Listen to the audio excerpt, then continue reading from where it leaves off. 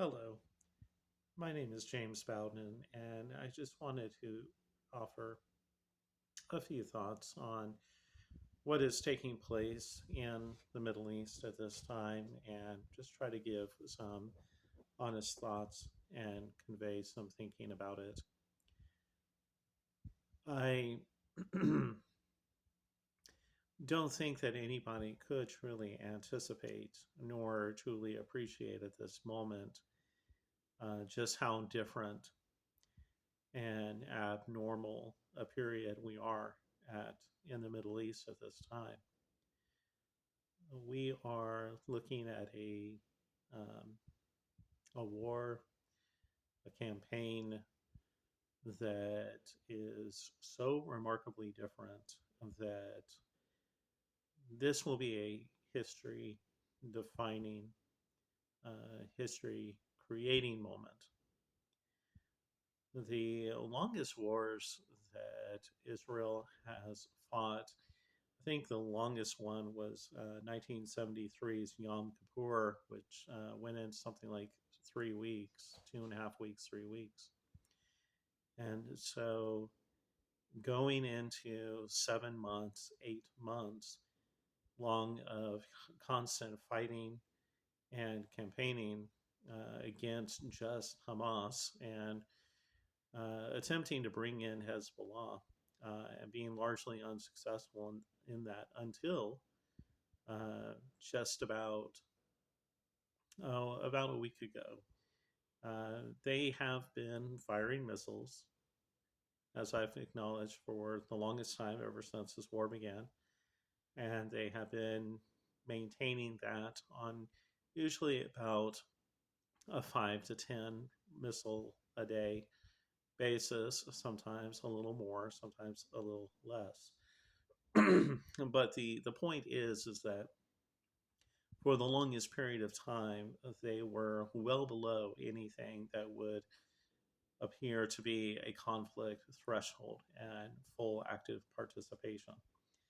And my assessment has been very much based on the statements that they have made since 2019, saying that they are a resistance and that they would only go to war with Israel if Israel went north of the border with Lebanon.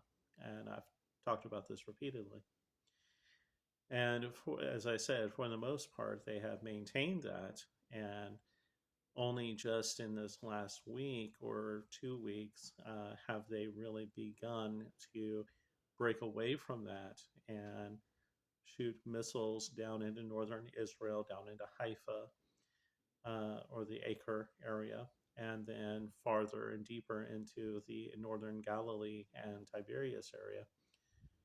And also, they are doing so with far larger numbers of missiles. But again, I can't help but emphasize and state clearly that largely, I think they probably would not be doing this if it weren't for Israel's provocation and if it weren't for the fact that Israel was really working overtime to create a reality on the ground and a condition where Hezbollah did have to engage and was engaging to this higher level. This is certainly not like Hamas. Hamas did go over the border. They did cross the line on October 7th, and they killed 1,200 Israelis. And it was a horrible day. Um, However, Hezbollah, they fired a few missiles and threw up some sympathy fire in the north. And yet, even though they were not the principal ones to attack, Gallant was very gung ho and very much wanting to attack Hezbollah first rather than dealing with Hamas, which was the main adversary and the main people that had hit Israel.